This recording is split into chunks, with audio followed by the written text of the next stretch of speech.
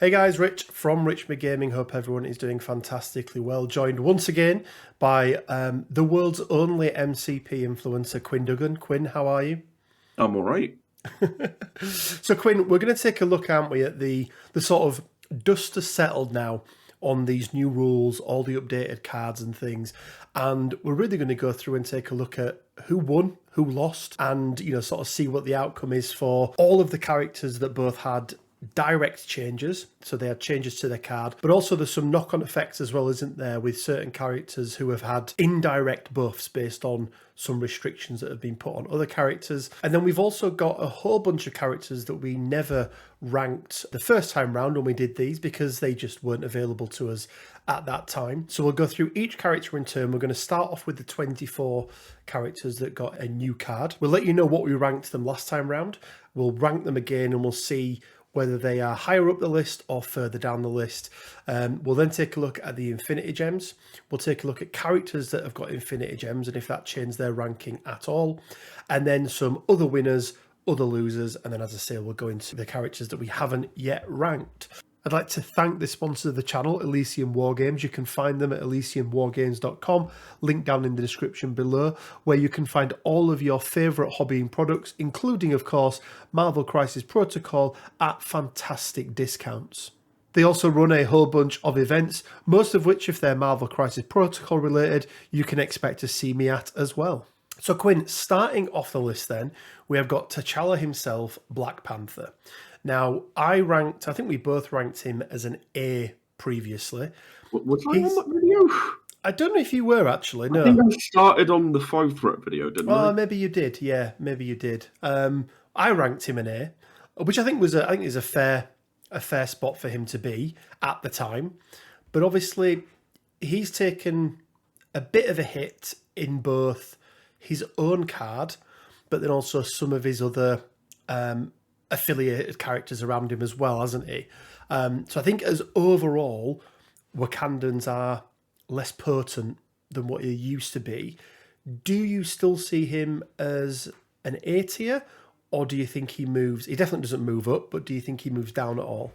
Well, when you first brought him up, I didn't actually know what you'd rated him, but in my head, he was an A. Yeah. And I think he's still an A. I feel like the size 3 restriction on Panther's push is less of a detriment to Panther than it is to Shuri because it means he can get in on someone who's size 4 or bigger and just double punch them with Mantle of the Black Panther up, which is real good. I also think you're still going to see a lot of play outside of the Wakandans for him as well. He's still more than viable to put in the Avengers and things. Yeah. You're probably not going to see him out of affiliation, but you're definitely going to see him in the Avengers, as well as seeing him as the leader of the Wakandans. So yeah, he's still a very solid 4. Yeah, absolutely. The next one, and probably one of the, I would say, 2 characters that got the biggest change. So the glow up of the century. Originally, he was a D tier. Now, you weren't here for this video, but he was a 3-threat D tier, which is the right place for him to be previously. I believe he's moved up. I think everyone would agree he's moved up. The question is to where, and I'm obviously towards the upper end of the tier list. But I think Mr. Benjamin Poindexter is going 3 whole places up into A tier. That is exactly where I would have put him. I think he has become a bit of a chameleon in that you can take him in any roster, and we said it about Okoye, didn't we? I said this the other day, where you can turn it with a bullseye in your roster now, and nobody's going to go, why on earth have you got him? Right? It's that solid chip damage that he does, with the exception of 1 or 2 characters who he can't do it against, but that solid chip damage is really, really good, especially with the the line of sight and cover as well is really nice. So yeah, I like him. Definitely an A tier. Next up then is another character who's had some tweaks to his card. The OG Avengers leader, Captain America, Steve Rogers. I had him down as a C tier previously. I think he's done enough to get himself up to a B+. I don't think he is good enough overall to be an A tier. But I feel like you're gonna fight me on it. Yeah, I am. I think based on being like a really solid body on the board now that has a fair bit of offense with his shield slam and just a lot more control than he previously had now that his throws and pushes have gone up to size 3. I think he's a lot more of a force to be reckoned with. I think we're going to see a lot of Steve going forward, and I think he's A tier. For sentimental reasons, put it in A tier. I think he's bumped up 1. I don't know if he's done enough to bump up 2. Maybe actually with the new card that lets you switch leadership, Yeah. actually that does help Steve quite a bit. So yeah, A tier feels like it's probably quite good. Next up then is another captain, and it's somebody else who was originally in C tier. Now I may have been a bit harsh on Captain Marvel last time round, but where do you see her going now that she's really sorted out some of the issues she had around power generation, didn't she, and that binary form? So with Captain Marvel's a very interesting one, just because you very often want to be able to put her into binary form, but that's still a relatively difficult thing to do if you want to use the other parts of her kit, which are really nice, like the size 4 throw. Going from size 3 up to size 4, massive boost. Really big, yeah, absolutely. And like, Rocket Punch has always been a pretty good spender. Marvel's a weird one because I feel like she's going to be like a B plus for me. Like, she's not quite scraping the, she's not quite breaking through the ceiling to get into A, but she's up there, you know? No, I agree. I don't think she makes it into the A tier, but she's definitely at the upper echelon, isn't she, of the B tier. So yeah, I'm okay with the sat there. So Quinn, next up then is Corvus, the first of our gem bearers. So we're going to look first of all at him overall, and then we'll look at him with his 2 other gems as well. So this is a gemless Corvus. I had him last time round at a B tier. Obviously for him, the real big change is now that, forgetting the gems, he's got that 1 power cost, hasn't he, to his husband and wife, which makes it more restrictive. But I don't think he's had enough done to his card to put him down to a C tier. I think he probably, for me at least, stays as a B tier, sort of right in the middle of the B. Yeah, I feel like even though he's received nerfs, it's more of like a lateral slide than, a downward one. Yeah, no, I agree. So, up next is arguably was the worst character in the game. He's had some buffs. I had him as a D tier previously.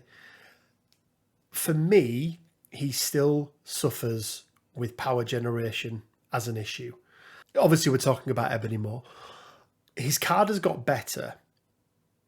I don't know if his card is good enough to get him out of D tier. I mean, when you take into consideration that he's only in 1 affiliation, and that affiliation is still very much set in stone for the most part, Moore's a difficult one because, yes, they have buffed him, and they buffed him like a considerable amount. It's just that it doesn't feel like it was enough for you to start seeing him as like a splash 5 in other affiliations. And that's the thing, isn't it? Is that he's not good enough to displace the pairing of Corvus and Proxima in Black Order. And there are so many other 5 threats out there that you can take that are way better than him. I feel like because of that, because he's not going to see in affiliation play very often just because of how his affiliation is built, and the fact that he's still not going to be one of the premier 5 threats in the game, I think it's worthy of acknowledging his boost and putting him in a C, but it's a C minus. Do we? Okay. He is a better character than what he was. I think that's something we have to consider. Like, he's better than he was. It doesn't mean he's good now, but he's better than he was. Yeah, okay. We'll put him in a C, but he is like, if the pass mark for a C is 50%, he's got like 50.5% to get him. He's just scraped into that C. One of our other characters who was absolutely at the top of the ranking, so the complete opposite to Ebony Maw, was Enchantress. Now, she brought so much to the game, and she has been hampered quite considerably First of all, making Amora's kiss now an action, and her bow is now restricted to once per turn. Is she still S tier, or have those restrictions bumped her down to an A? I think she's probably an A- at this point. I don't think you're going to see her splashed anywhere near as often as you did. No. So someone we'll get on to later can do effectively what Amora was there to do for a threat cheaper. Yes. Yeah, like I wouldn't even be like opposed to the idea of putting her in a B. Honestly, like I think she still brings some. You know, she's Asgardian, so she gets the 2 power. She's got through. She can, you know, she can bow. She can kiss. So she's still got all those things. So I still think she brings a lot to the mid game. It's just not, you know. Yeah. It's just not as good as it was. With the R&D change as well, she's got even less turn 1 play. Yeah. Yeah, like, personally, because she's only in 2 affiliations, as far as I'm aware, of Asgard and Cabal. Asgard and Cabal. Yeah, because she's not in Air Force, is she? No, she's not, because she's an evil woman, and therefore she's not allowed in. But, like, Asgard have taken a massive hit, partially because of Enchantress's nerf and other factors. Yeah, I'm really not feeling her in an A. I feel like B is where she belongs. Wow. So one of the biggest drops so far. In fact, the only one to have dropped down so far. So yeah, interesting. Next up is one of my first loves in MCP, the first of the Guardians on our list. There's going to be a lot of them in here. Sure. Gamora, she was a C previously. That's how I ranked her. Yeah.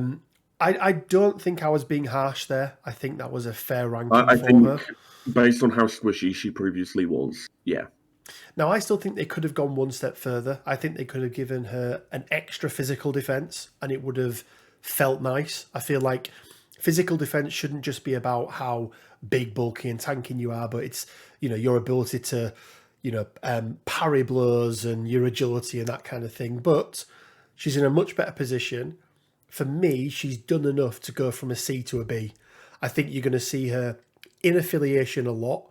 I don't think you're going to see her splashed a lot outside of affiliation, but she's a solid. Her, like, brought in A-Force, but that is in affiliation. It's just not somewhere she was previously seen before. Yeah, and I think let's not forget as well that in her main affiliation, and we'll come on to him in a little bit, but Star-Lord, that whole reshape up of their affiliation has just made her so much better in that affiliation now as well, hasn't it? Yeah. So yeah, I think I agree. Solid B plus potentially. Perfect. So Quinn, on to the next character on our list, and I think the one that for you at least was the one that you were looking for some big changes on. That is Ghost Rider. Now I believe last time round you were pushing for like a B-. I was pushing for a C+. We eventually lumped him in the B tier. I think Ghost Rider is in a really good position. I think you're going to see him in Midnight Suns quite a bit, but I actually think you can expect to see him in quite a few other rosters. Guardians, for example, he can work really well. What are your thoughts on him, and has he done enough to move up to potentially an A tier, or is it just more of a solid B? So, my first thought about him is, he's immune to fucking incinerate! Yes! The man on fire can no longer be put on fire more. Yes. My second thought is, you're probably going to see him a lot more outside of his affiliations than inside his affiliations, mainly because he has to contend with Strange in a lot of them, and Strange is still really good. He received no changes. Yeah. But I would solidly advocate for Ghost Rider being an A+, honestly. Oh, wow, okay. As high as an A+. Yeah. He's not quite an S tier. He's not like going to be a ubiquitous 5 threat that gets everywhere, but you're going to see a lot of him. Yeah. No, I think you can definitely see him out of affiliation quite a lot. So next up then, Quinn, is arguably the worst leader in the game. I think when we did all of these rankings, he was the only leader that ended up in D tier, and that was Green Goblin. And the reason that he ended up in D tier is, at the time, he was really the only affiliation leader that wasn't being played, right? Yeah. It doesn't matter how competitive Guardians were or weren't. Star-Lord, if somebody took Guardians, they took Star-Lord. For the most part, if people were wanting to play Asgard, they would take Thor. But people were, and quite successfully, playing Spider-Foes without Green Goblin. He's obviously had some tweaks to his card. They're not massive changes, but they have such a big impact, don't they, and such a ripple effect. You'd be surprised how much of a difference it's made. Oh, it's crazy. It's crazy. For me, he could be the MVP in terms of how high up he bumps. I'm seeing him now as like a B plus, A minus. Like, he's right on that boundary for me. Maybe more into A. I'm seeing him as a solid A. Like, yeah. Well, I'm okay with that then. I think the biggest thing about him is his leadership has become free, which is just insane from a power economy standpoint in foes, because you're not paying power to use it, so obviously you're getting more power that way, but also you're a lot more likely to get damage through on builders with him, and like the rest of the foes, and anyone you bring with them. So you're generating even more power through doing damage to your opponent, which helps their attrition game plan. Like, it is crazy good. I mean, we played recently with Foes versus Brotherhood, and ignoring the turn one bullshit I did with Craven, like, you felt the effects of that leadership, didn't you? It was, I think, nearly every time you forced another damage through, because you were just able to with that leadership. Whereas if you had to pay the power for it, I don't think you would have been able to do it as much. Risk as often, therefore it doesn't pay off as often. Yeah. And also, you're getting net neutral power if it goes through, whereas with this, you're generating more power. More power, yeah, absolutely. So, Quinn, up next is Groot. I put him as a B last time round, and I think my reasoning, because I did that one by myself, I think my reasoning for that was he brought a tactics card that was a big heal, that wasn't restricted. One of the few tactics cards in the game that are healing cards that are not restricted. I was maybe generous. He probably should have been C before. Yeah, this is why we don't let you do these videos on your own anymore. This is true.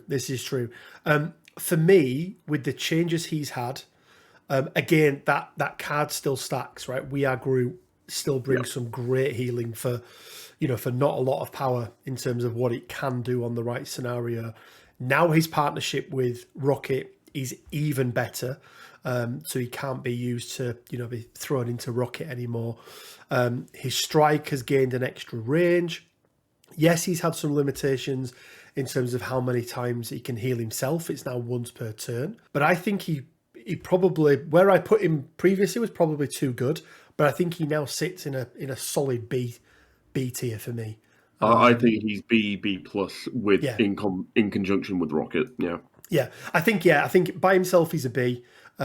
With Rocket, he probably goes up to an A, and Rocket an S, but we're not doing that one, so we'll leave it as a B tier. Onto the big green machine himself. Now, he got buffs.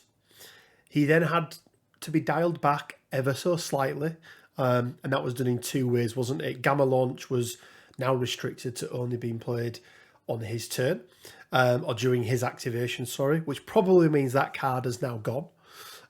For most people. And the cost of his reroll thing went up from 3 to 4, which feels better. But, I mean, the big green machine is now actually a big green machine, isn't he? We had him in C tier previously. For me, he's definitely A, potentially, I don't want to say it, but potentially an S tier in terms of what he brings to the game. But well, I will say it. He's fucking S tier. There we go. Done. He's the big green machine, right? He feels like Hulk. He's the fucking Hulk. He has a builder now. Holy shit, everyone. Yeah, all his problems have gone away. And he's a devastating piece. Let's not also forget, Quinn, something that has indirectly benefited the Hulk, which is the banning of All You've Got, which is massive. And also then Doom Prophecy being restricted, and we'll come on to that with some characters who that's affected.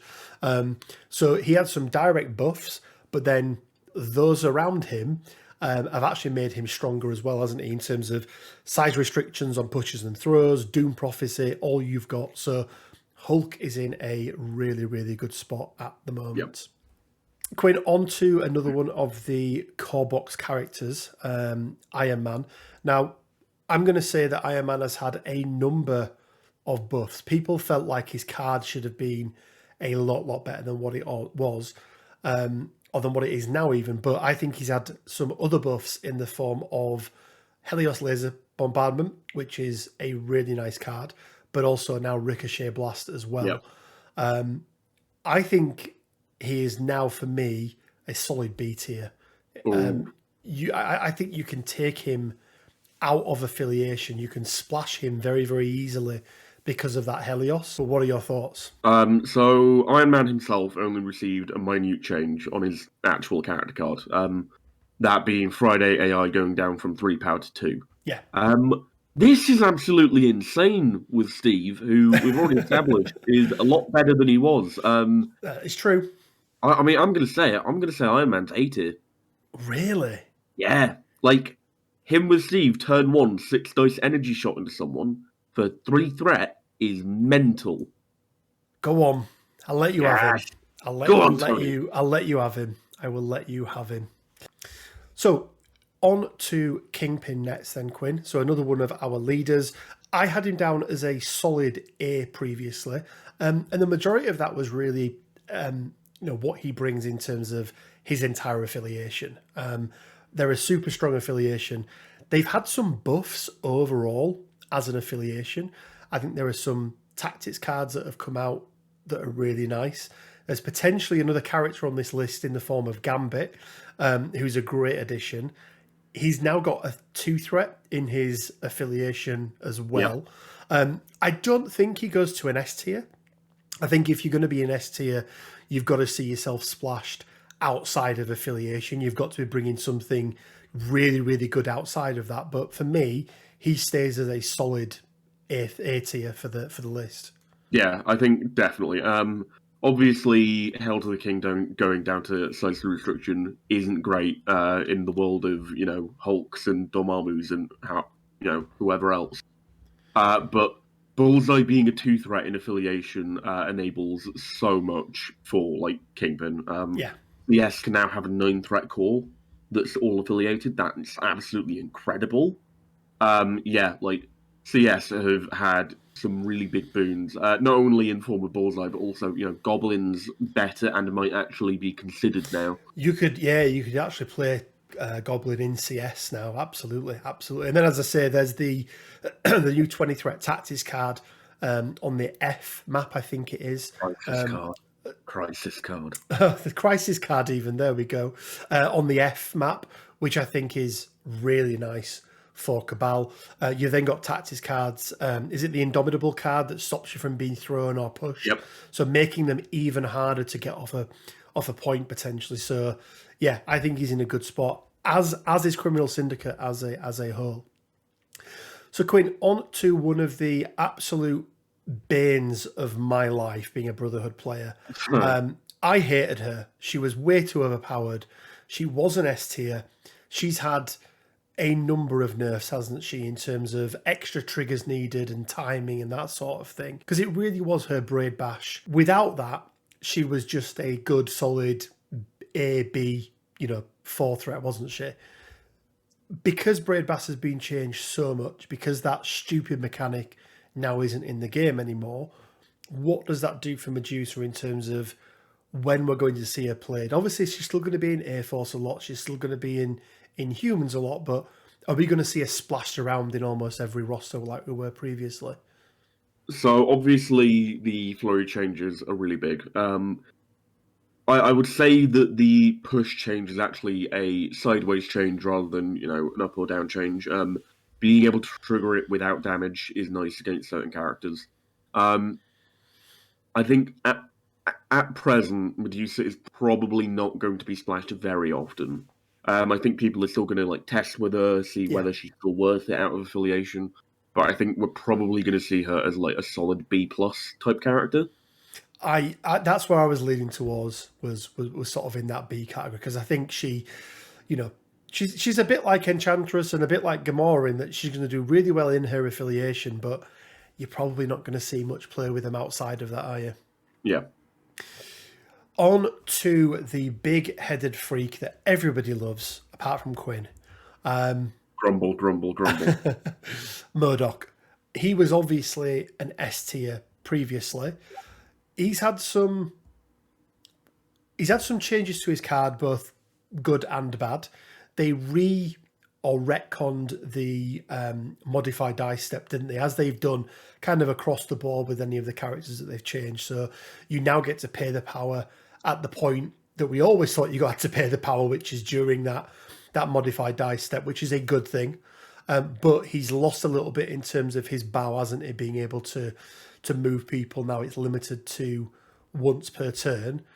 He has also lost a little extra in terms of that reroll, now going to once per turn. The reroll is once per turn as well, Which is yes. really big. Considering the amount of power Modok can generate, he cannot spend it anywhere near as effectively now.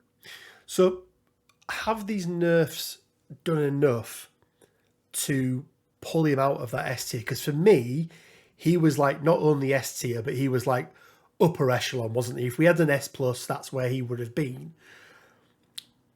Is he still S, or has he been dragged down now because there are so many other 5-threat characters who don't necessarily do what he does, but if you're looking for a 5-threat splash, there are a lot more options out there now that are more viable.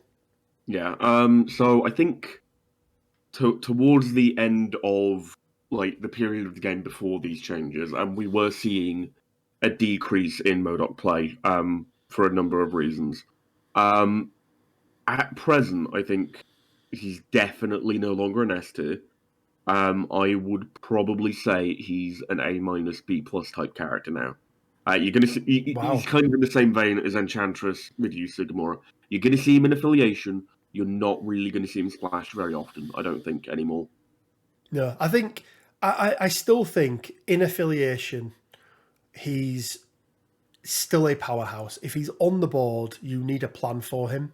He can still have an impact. He can still be, more often than not, the MVP of any games that he's in. He can destroy characters. I think we put him in A. I don't think he's fallen down far enough to be a B, but time will tell. Because he's also had some, again, some indirect buffs, hasn't he? That he's now harder to throw. There are far fewer characters out there that have the ability to push him or throw him as well. So we'll put him in the A tier, but time will tell whether or not he should be lower down. Okay, on to then, I think, the most played character in the entire game. Yep. I think 70% of rosters she appeared in. She's had some big changes, hasn't she? And people may think that, oh well, she's just lost her offensive abilities, therefore she's as good as she was before because she's still got bodyguard, she's still got a reroll on her dodge, she's still got martial arts, all that kind of thing. But I think one of the big things that's nerfed her a lot, and we covered this the other day, Quinn, is losing that power generation on her second builder, which is going to prohibit the number of rosters she can play in or the number of affiliations she can play in, purely because she's not going to be able to generate enough power to do bodyguard. And if you've got Okoye on no power, she's useless. She completely mitigated from the game. So I think she's dropped a lot. She was S tier previously. I think she could be down in B now. I think she's a lot more niche. I think she's going to work in affiliation, and then she's going to work out of affiliation in certain rosters that can help her either generate power or reduce the amount of power she has to spend. But then you look at Avengers and go, well, they've got better options in terms of Cap, in terms of Luke Cage. So I don't think she's going to be splashed around anywhere near what she was previously. For me, she probably goes into that B tier. Yeah, I think we still have to consider that she's a 2-threat, which is always going to make a character at least considerable. The biggest change to Okoye is the Vibranium Spear Blast, as you said, not generating power anymore. It makes it a lot harder for Okoye to do the job she previously did.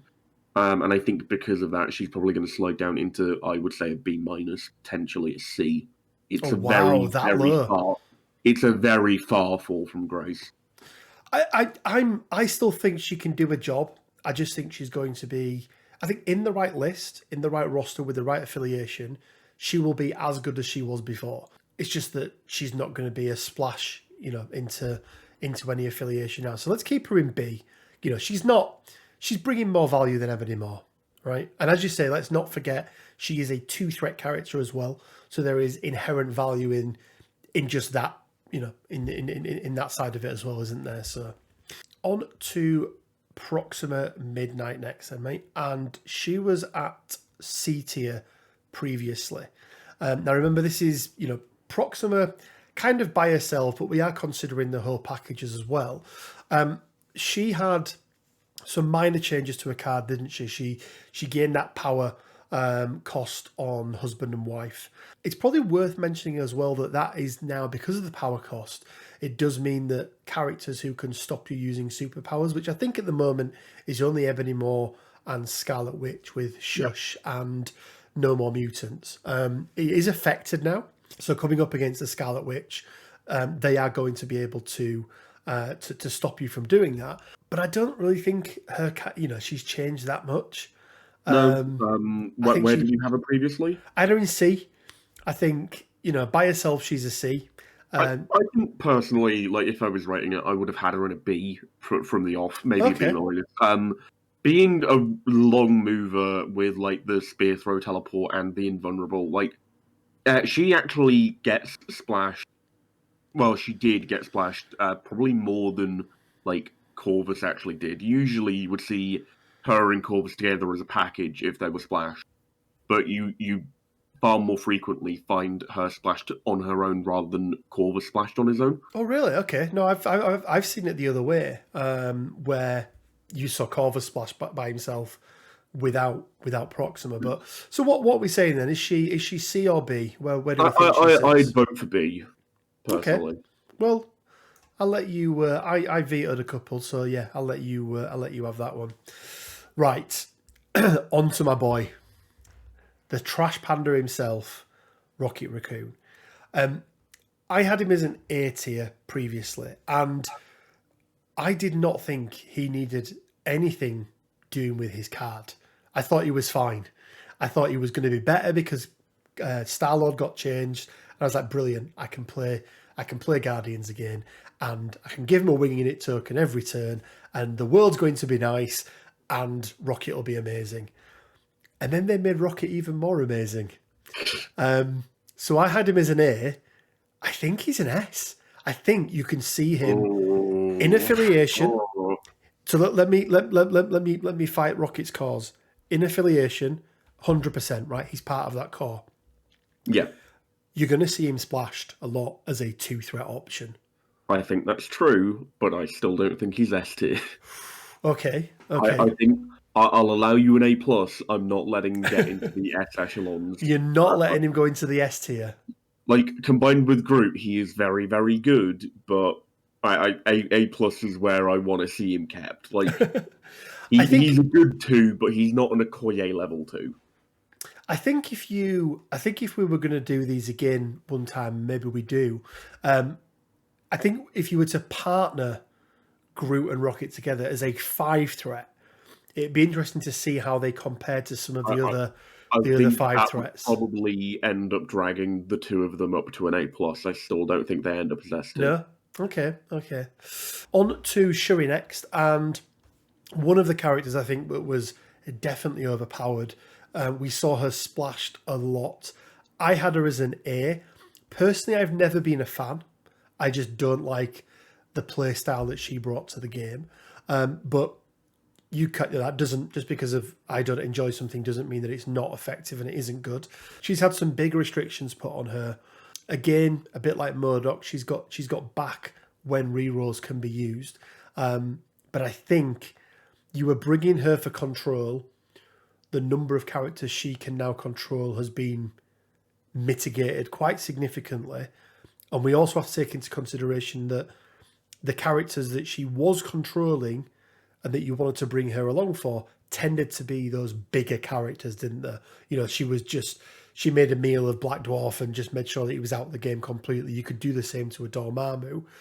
Where do we think she sits now in terms of the other characters that have had changes? So it seems to me during this list we've sort of designated B as good, but only in affiliation.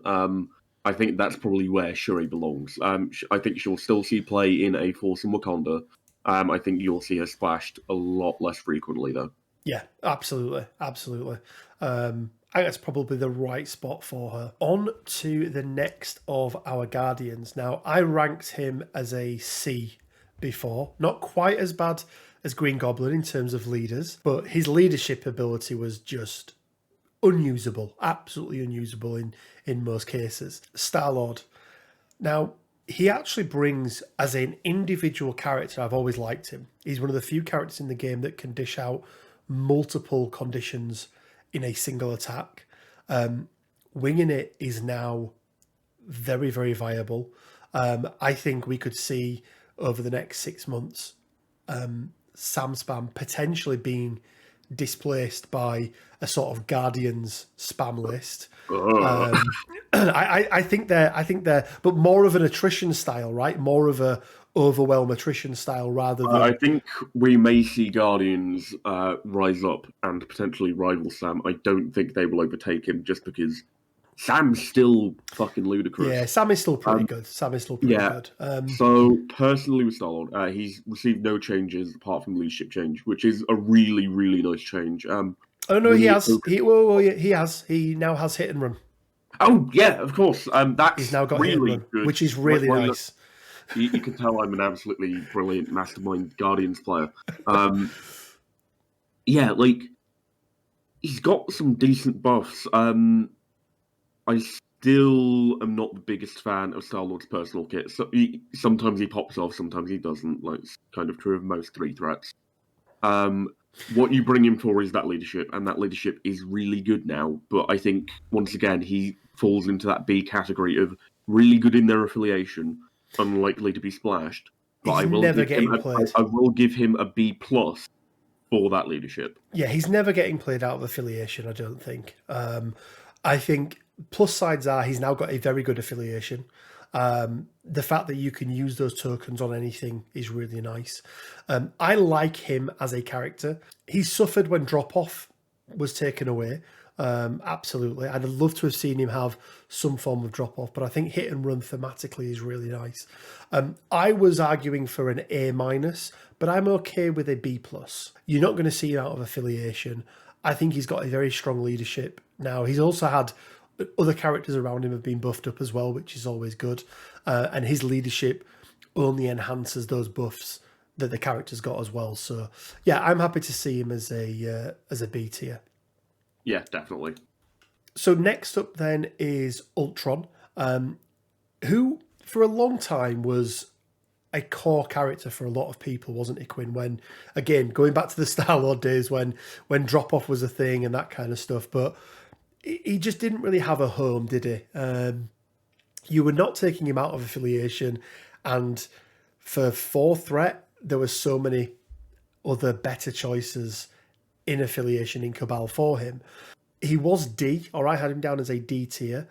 With the changes that he's had, has he done enough to get out of D tier and potentially get into C? I think he has. I think he's definitely gone up a tier at the very least. Ultron is actually not a terrible tax on your team. I'd be content saying that he's a C plus. With the changes to Enchantress, she is a Cabal member. She was a Cabal 4 threat. She's gone down in stock, which has risen Ultron up a little bit more and made him more considerable. Yeah. There are still other really good 4 threats in Cabal, but access to Incinerate on a range 5 energy builder, good. Is really nice, yeah. And obviously, let's also not forget that he does bring and we didn't touch on this in Ghost Rider, but he also does bring a really nice tactics card with him. Not as good as Ghost Rider's, but still a really good tactics card, which makes your opponent really have to think about who they want to target, because ploughing a whole amount of, bunch of resources into Ultron, only for him to come back, feels bad. But then just ignore him completely. He can now actually do a job, can't he, and dish out some damage. So yeah, I'm happy with him as a C. Next up, Quinn Valkyrie. She was S. She's been nerfed. Her entire affiliation have been nerfed. She no longer does the turn one plays. I'm saying B. Yeah, I agree with that on Valkyrie. It's not a massive fall from grace, but she's going to be splashed a lot less. I think you're going to see the likes of Zemo in her. You've already seen the likes of Zemo in contention with it. I think he's going to fully take over that mantle as the three threat you splash. I also think then you've got other characters as well. Gambit, we'll talk about him later on, but he's a potential for splat, 3-threat splash. Clear's also on this list. Magic's on this list. You've got Zemo, as you mentioned. You've got the other Baron, we're also seeing splashed about quite a bit. So I think she's lost her mantle a little bit, hasn't she, because of that, no longer being able to do that, double move, pick somebody up, throw them off point. And she's suffered from that. Yeah, big time. Bucky Barnes. Now, this was a character that I really want to love.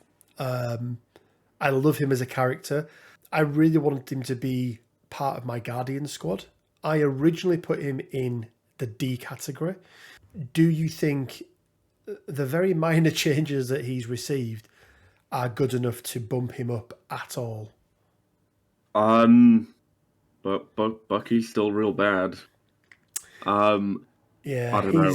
I'd say he has obviously gained something from the changes. I feel like those changes would have been a lot more welcome had his assault rifle gone from power per damage dealt to just flat 1 power gain. Flat 1 per, yeah. Like pretty much every other rapid fire character in the game. He's also lost. He's gained rapid fire and lost Doom Prophecy as well, hasn't he? Yeah, which is another not great thing. Also, got you back has gone up a power, which is understandable considering the rapid fire. Bucky, I feel like he has gained something, and I feel like we have to represent that in some way. I would personally say a D+, but I'm also content having him be a C-. It's entirely up to you. Yeah, it's hard, isn't it? Because one of two things would have made him a solid C, maybe even a B, if he'd have got both of them. And that is either the flat power to his builder, or if Spetsnaz training was just a reroll. You get a reroll, then at least that 4 dice builder, you've got a chance to fish for a damage. Whereas it doesn't matter. Somebody was saying to me the other day, "Oh, it's 16 dice now potentially." It's yeah, but it's 16 dice, great, but you're rolling 4 at a time against an average of 3, against an average of 3.5. Plus, it's the most heavily defensive stat that people have tech for as well, in terms of martial artists and counting blanks and all that kind of stuff. It feels really bad, but I still think he's a D+. I don't think it's really sad, but I think it is. Yeah, it really is. But yeah. So Quinn, that's it for the 24 new characters, and I think what we're seeing here is really what Will Schick was talking about when I did the interview with him, didn't we? Is that they want some characters to be better than others, but they want the gap between the very best and the very worst to be close enough that everything's viable, and the vast majority is sitting in that A, B, tier, with the majority in that B tier. And it's really interesting because if we look now at what we've done, that's really where everybody is predominantly sitting, which I think is good, right? You don't want a single character being taken 70% of the time. You don't want a leader that isn't played because his leadership ability is just so bad and him as a card is so bad. So I think they've done a really good job with the character cards. But let's take a look at 2 of the other cards that received an errata. One of them quite small, the other one a complete redo, and that is the space and the time gem. So starting with the space, we had it at D previously. Do we think with that change in threat, we're going to see it played a lot more? And if so, do we think that it goes up the pecking order in terms of how good it is? I think yes, both of those questions. We are going to see it played a lot more, and it's going to go up in rating. I would personally advocate for the Space Gem going to an A. It's not an S tier like the reality gem is. Grumble, grumble. They didn't change it. Grumble, grumble. But like, I think on the characters that can take space, you're probably going to see them take space a lot more often than they're going to take anything else they might have available to them. Yeah, I think we already spoke about Thanos, didn't we? And we'll touch on Thanos later on. But so the characters that can take the Space Gem, forgive me if I'm wrong, it's Ebony Maw, Loki, and Thanos, isn't it? I believe so. Yeah.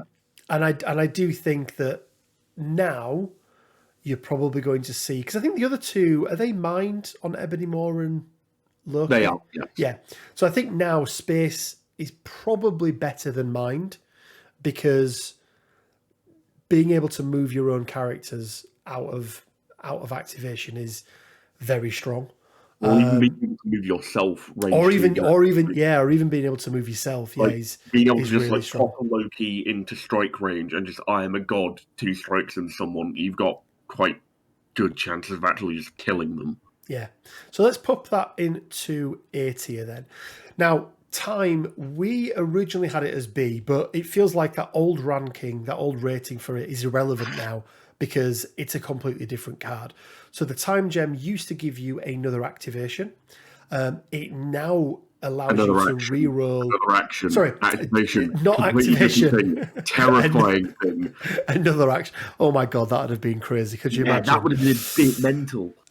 Gave you another action, but it's been completely changed, and now it allows you to basically re-roll all of the dice, doesn't it, during an attack, including skulls. So it's almost like a complete redo, but crits are still in there and that kind of thing.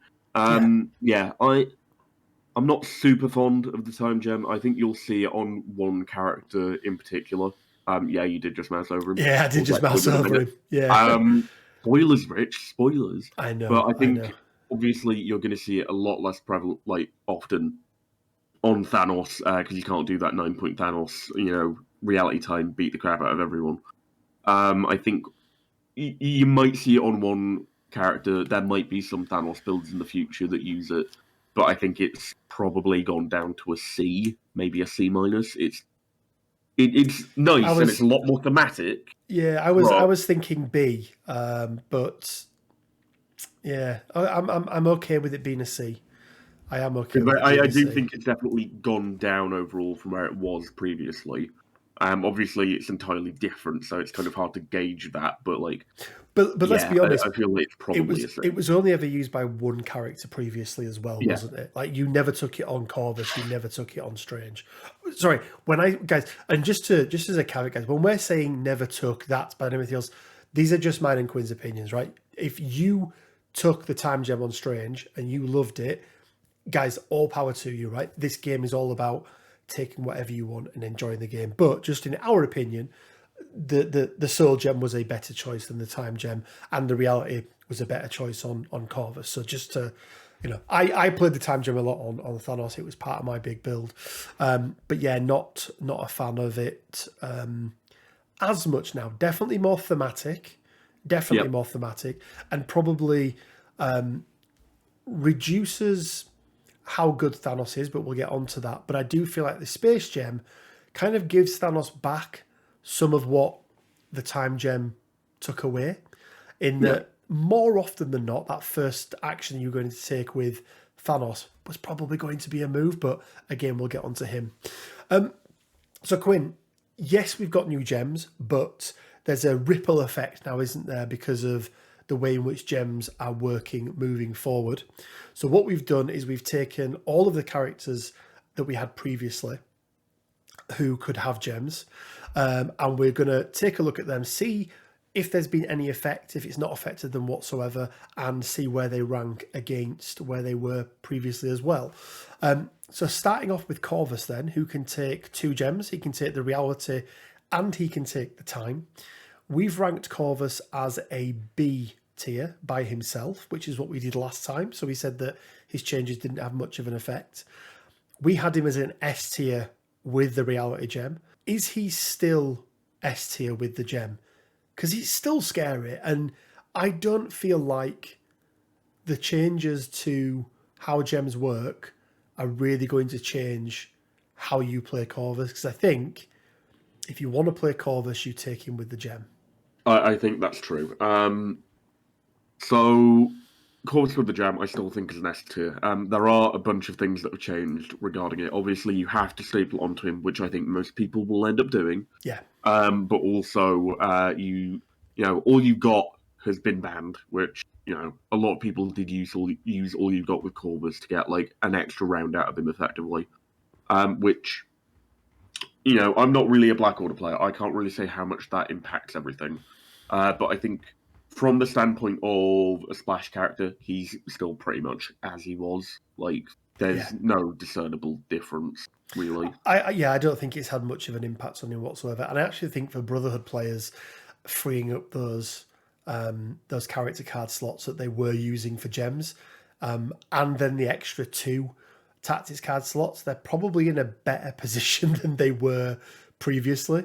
The big limiting factor is going to be Thanos and how you build out Thanos, but I think for that core of Proxima and Corvus, they're in no worse a position.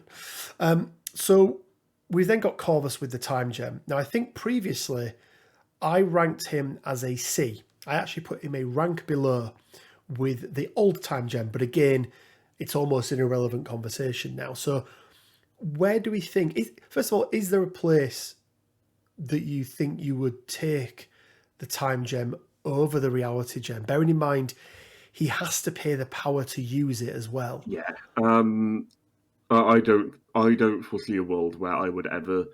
Well, first of all, I don't foresee a world where I would ever take Corvus full stop because I hate him. Because you do not like him. But if I were to take Corvus, it would always be with the reality gem, which kind of makes time gem Corvus irrelevant because you're always going to prioritize putting the gem on him rather than like Thanos, who's the only other person that can take it. Yeah. Just because Thanos has far more varied options. He can take 2 as well. Whereas Corvus can't, and like Corvus. Like if you're playing Corvus and you're not playing him with the reality gem, I think you'd be much better off just going the threat down and taking him as a 4 threat than actually investing in the time gem, just because Corvus's power economy goes massively into like Glaive's Edge, death blows, all those kinds of things. I mean, if you get I believe the time gem costs 2 to use. 2 to use, yeah. So it's still 2 to use.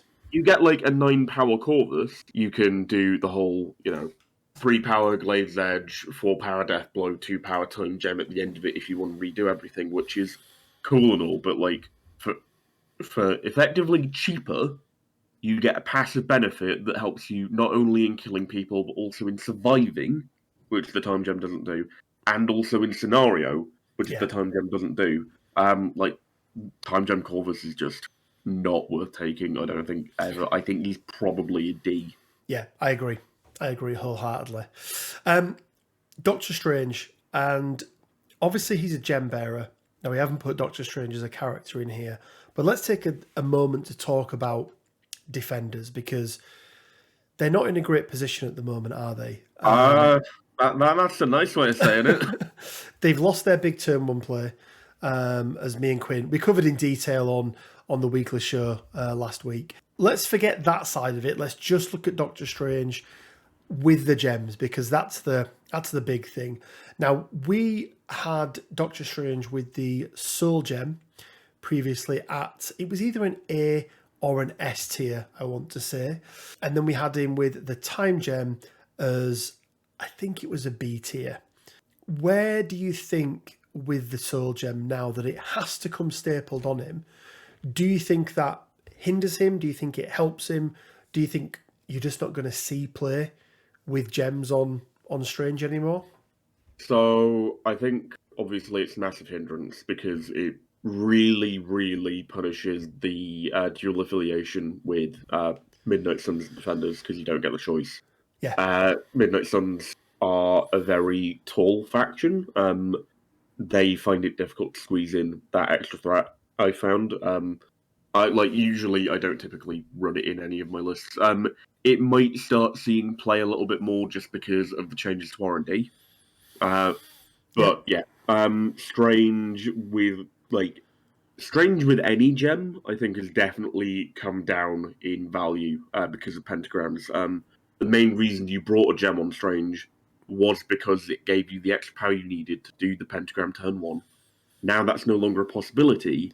I don't really think that either iteration of Strange with a gem is worth the 6 threat you're paying.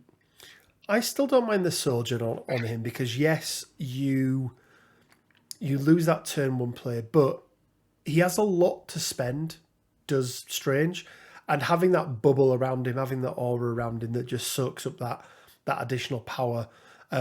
He does have he does have a lot of reactive tech that he can spend, out of activation reactive tech as well, in his defensive capabilities. So for me, I see more value in the soul than I do the time for Strange. Right, but then the question is, how much value do you see for the soul? Because obviously that dictates either of them. I think that would put Strange in a B with the soul gem. I think I'm using a veto. I think I'm straight using a veto here, putting a C. Really? Obviously, we haven't spoken about the gemless Strange. Because we haven't actually considered him in Midnight Suns, which is where I've been playing a lot of him recently. I think 5-threat Strange is a hell of a lot better than 6-threat Strange, because his power generation is still really good so long as you're looking out for those shields.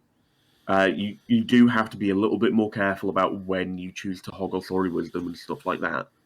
But I think originally we put OG Strange at 5-threat as an A. I would probably bump him up to an S. I think he's a really, really solid 5. I really think that putting a gem on him inhibits him a great deal, just because. Well, last time round, putting a gem on him, we bumped him up a threat. Yes, because of pentagram. So we're saying now that he's dropped. See, I still think there's value. I would go this. I would put think if we're going to put them in C, we're putting them both on par. But I still don't like him being in B. No? B minus at best. B minus then. There we go. So a B minus, because I think there's more value in the soul than there is in the time. I think that is agreeable. I still don't like him being in B. On to Ebony Maw next then, and another character who can take 2 gems. He can take both the space, or the newly improved space, and the mind gem. So let's start in with the mind gem then. I think in all iterations, we said putting a gem on Ebony Maw makes him worse. His stats have now got better. Do we think that let's start with the mind gem. We had it in D previously. Does having the mind gem on Ebony Maw make him better, keep him the same, or make him worse, do we think? So I think with regards to both gems, I don't think either of them make Ebony Maw better. It's just a question of, do they make him worse? 6 threat is a lot to pay for a character. I mean, I've already stated that I've massively gone off of Strange with a gem. I think it's generally not very good. I think similar logic applies to Ebony Maw, but probably to a greater extent, just because Ebony Maw has to pay the power to use these gems. He's not like Thanos, and Ebony Maw still has quite bad power generation. Well, he has less to spend power. He has less to spend power on because of the change to mind over matter. That's true, but 1 power flat builder doesn't leave a lot of room for extra stuff to do. Well, we just said that Ebony Maw was in C because he's at 5 threat. He's going to struggle to find a home. At 6 threat, it's even worse. It's even worse, isn't it? So I think they both have to go in D tier. I think sadly so. Yeah. Which we're accepting with him as a character that he's had some buffs. He's now C. people out there will make him work, right? They'll take him over a Scarlet Witch or an Angela or a Murdoch. But at 6th threat, that's a lot. That's a Magneto. That's a Thanos. That's a She-Hulk. That's a Hulk. That's a She-Hulk, right? yeah. It's a big thing. So Loki is one that we were quite divided on previously, Quinn, because I had him down as a character by himself as a B, and you said that he was more C tier. I can't remember. I think we did C tier and maybe even D tier for him with the gems. Obviously, it takes him from a 4 to a 5. Yep, which is a relatively large leap. Nothing's happened to his card. So now we're saying if you want to take a gem with him, you have to bind it to him beforehand. Yeah. But we do have the new and improved Space Gem, which turn 1, he does have enough power to use, right? So he's always got enough power each turn to be able to use it. Let's start with the Mind Gem. Where do we think it sits? If we're saying that Loki is sort of, B minus, C plus as a character, does the Mind Gem make any sense taking on him? Does it make him any better? So first of all, I don't think I was part of the episode where you ranked Loki, so I wasn't involved in that discussion. No, you weren't. But then when we talked about it in the follow-up episode... did we talk about it after? Right. Yeah, we talked about it. Definitely changed on Loki in the interim period. I think as a 4th threat, I think he's very solidly B, potentially B plus. I really like him. I like the fact that swarm teams are more accessible now, and therefore you can fit in and out of affiliation for like Loki. You can do some very interesting, like, base taxes lists with Guardians and Loki. Yeah.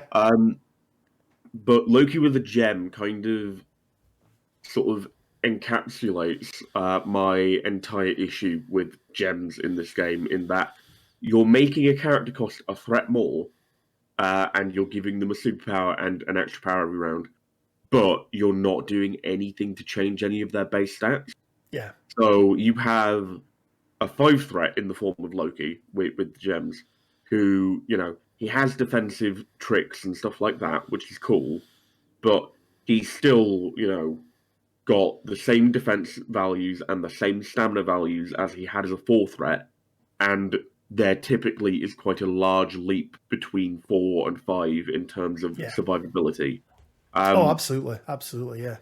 And, because of that, I'm really not a big fan of, gems in general, just because they make things... They make things more expensive. Sure, they give you a few little benefits, but you're investing more in a character that dies just as easily, which that's I'm not a big fan of.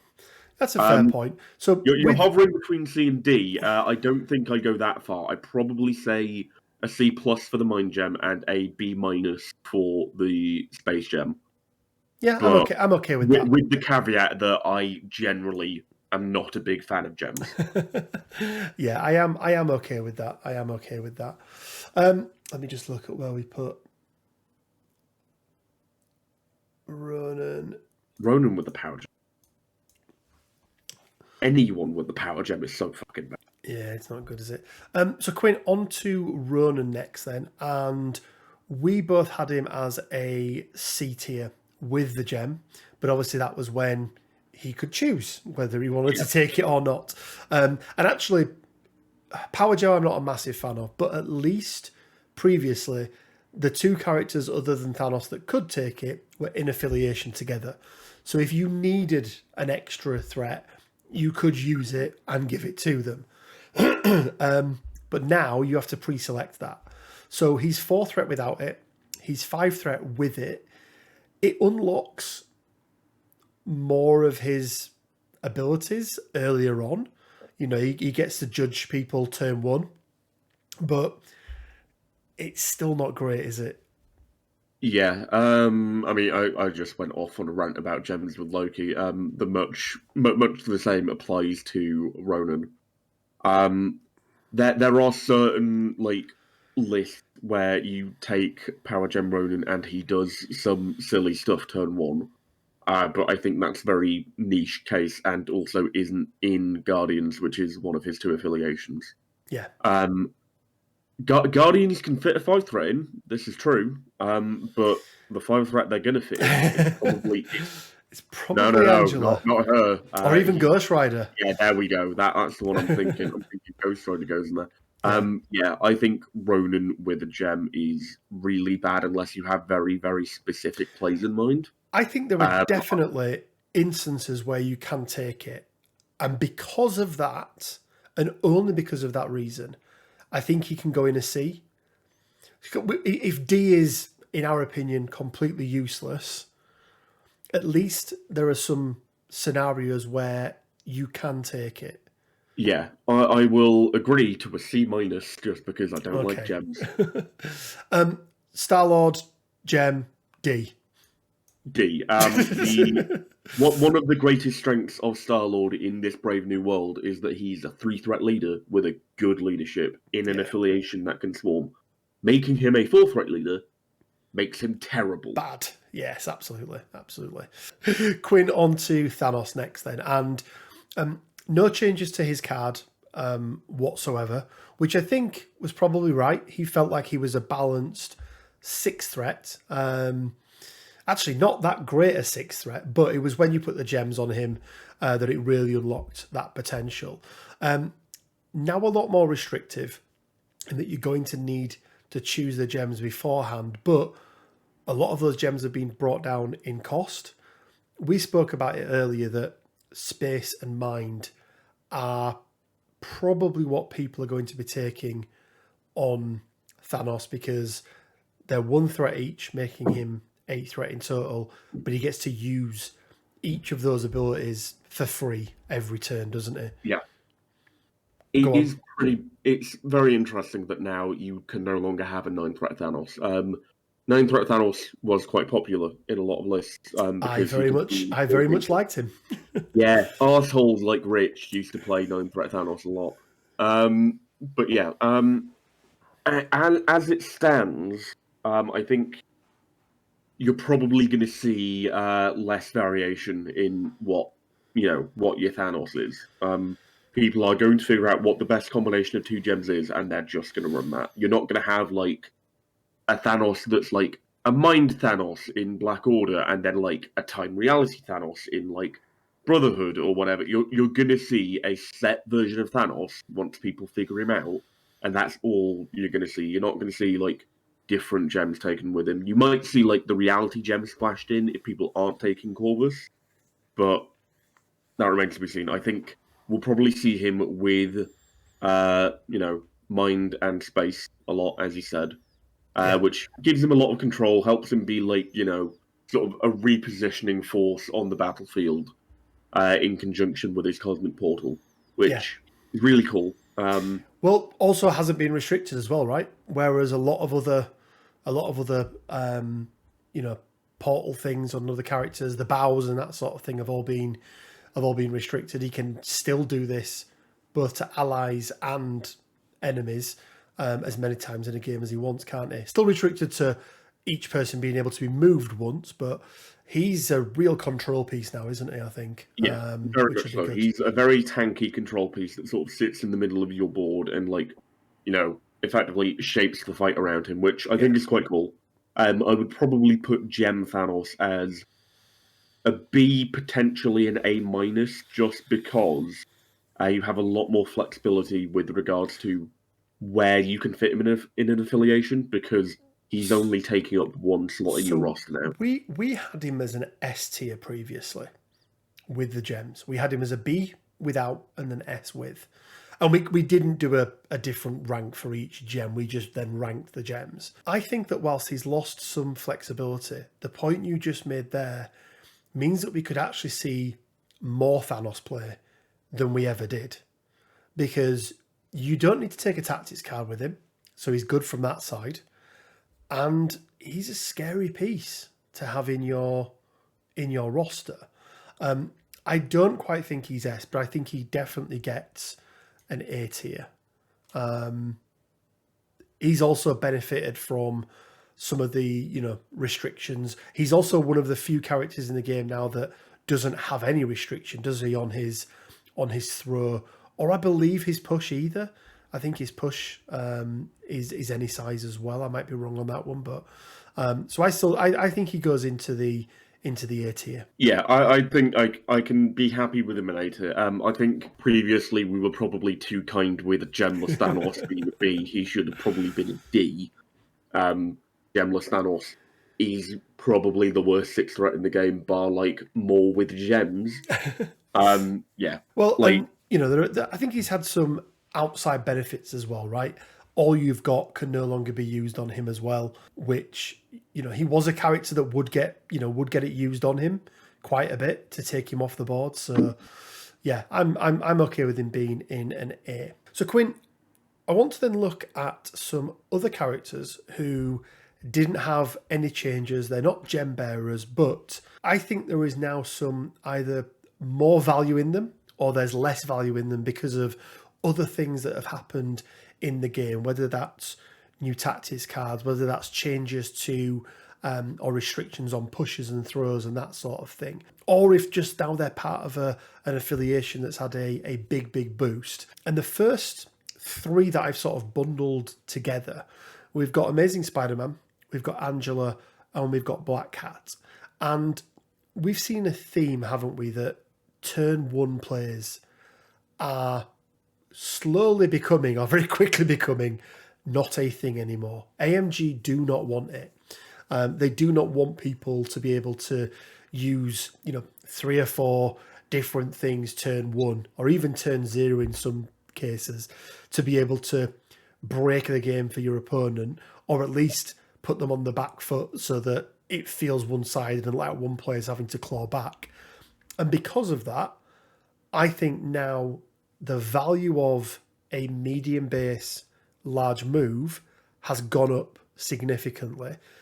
But Quinn, why is that? What's so special about that base and that move? Medium base long move is the only effectively the only method of getting a character to within range 1 of a midline extract or objective without outside help. Without the use of bumps, without a myriad of other things. These are the only 2 characters that can get to that midline immediately without help, without tactics cards, without other characters, just on their own, completely individual.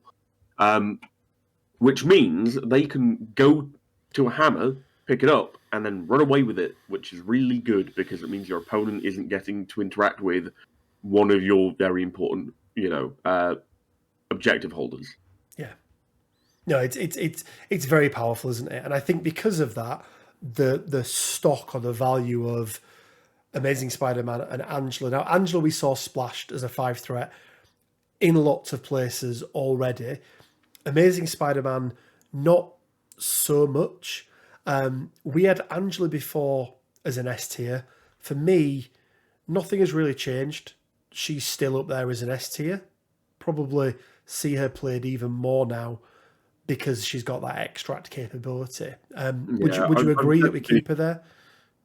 I've never been like a super big fan of Angela. I don't think she should have been in S tier in the first place. I think people massively inflate how good she is. So, guys, go back and watch the video that me and Quinn did together where he agreed that she was S tier. I agreed because I was bullied into it in bits you cut out. But I will say, based on our previous ranking of her being S tier, I don't think she's gone down at all from what she was. If anything, she has improved. So I'll let her stay in S, but personally, I would have had her in A both times. So we had Amazing Spider-Man as B previously. We've obviously got a lot more playtime with him now. We've obviously got a new tactics card. He's one of the leaders who can benefit from the new tactics card that allows you to swap your leadership ability. He can now be in the same roster as the Corbox Spider-Man. Obviously can't play him at the same time, and he's got those extract players. Has the stock gone up in Amazing Spider-Man, both in and outside of affiliation, do you think? I think the stock has gone up because he's, one of the only first turn midline extract grabbers. However, I don't think he's any better in affiliation than he was. I think you're still almost always going to run Miles's leadership. I Yeah. don't think that's going to change at all. It's just, you know, you're going to see him about as often as you saw him previously. But, you know, he's going to be better when you see him than he previously was. So for me, he's gone from maybe a solid B to a B plus. Right? I would agree with that. You know, he's not. I don't think he's done enough to go up a full rank, has he? In terms of what he brings. Yeah.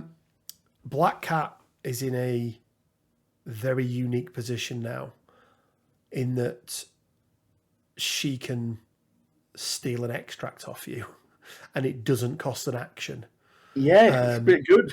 Or steal an asset off you. Now I was just checking my list now. We had Black Cat as an A previously, and that was because she was splashed around quite a bit. She was a good solid 3 threat. She's now bringing something very unique, and with unique abilities comes a greater use of them within the game. Because of what's happened around her, has her stock gone up enough to put her into an S tier? Or is she still going to be sat firmly in that A, do you think? I think she's still firmly an A, but I think she's an A+. Yeah. S tier is reserved for the best characters in the game. I don't think that's what Black Cat is, but she enables some really irritating play patterns of grabbing an extract and just double long moving away with it. And because she has stealth, it's very hard to interact with her. Yeah, no, absolutely. Sam. Oh, Sam. Oh, Samuel. Now, I hate Sam Spam. I hate everything it stands for. I don't like the play style. I don't find it enjoyable. You've heard me rant about it before. I'm not going to rant. I had Sam previously ranked as a B. Now, I did this when the character first came out, and Sam Spam wasn't really a thing. So I kind of had him on level pegging with Captain America, I think it was. Maybe even one above him. I think time has told us that leadership is very good, especially when you go very wide. He's had some new cards that play into the whole Sam Spam meta very, very well.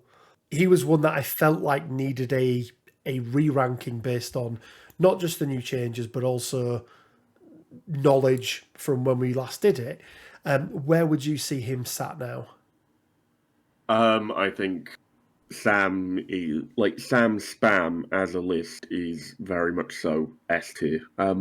With the changes that have happened, Avengers generally have gotten better, which is obviously going to be a boost to Sam. 3-threat Iron Man is really worth considering. Like he was before with Helios, but now, Friday AI is even cheaper. Hulk, really, really good. You can still play like a white team with Hulk at the higher threat levels. Sam's also good under Steve. Getting the turn 1 charge off is really nice with that shield throw. And with Versatile Strategy, the new tactic card that's coming out with the X-Men wave, you're going to be able to switch from Steve to Sam, which is fucking mental. Yeah, and let's not forget his shield throw ignores cover, ignores line of sight. Yep. The new tactic, the new crisis card gives cover, is also very wide, right? It's 5 points, 20 threat. I mean, it just all plays into what he offers. But is he A or is he S? I think he's S. He's S for a different reason that all of the others are S. He's S for what he allows you to do around him. Yeah. But he is still very much so S. He's a great enabler, right? And he brings with him probably the most competitive affiliation in the game right now, which is the Sam Spam Avengers list. So, Corbox Spidey. Let me check. What did we do with him previously? Corbox Spidey was a C previously. He's had no changes, but again, he's benefiting from a few things around him. None of the Web Warriors have had any limits put on any of their web pulls or anything like that, have they? So they've avoided all of that. he can now be in a roster with Amazing Spider-Man. Is he any better than a C? I'm quite a big fan of Corset Peter. I think he does his job really quite well. He kind of gets overshadowed a lot by Gwen and by Amazing Spider-Man because of the old rules. I think now though he's likely to see a lot more play just because he's going to be in a lot more rosters. I think people are going to find more situations to bring him to the table. And I think he's probably like a B minus potentially. I'd go with B just because I'm feeling generous. No, I like it. I like it a lot.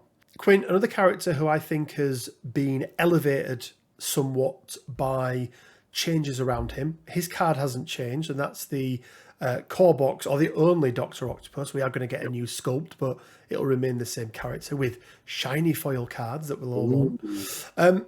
But now has a leadership ability that works really, really well for him. He's got some tactics cards now that there's some more value in, because you can actually now take Green Goblin, and that is a really good tactics card that they run together. I had him as a B tier previously.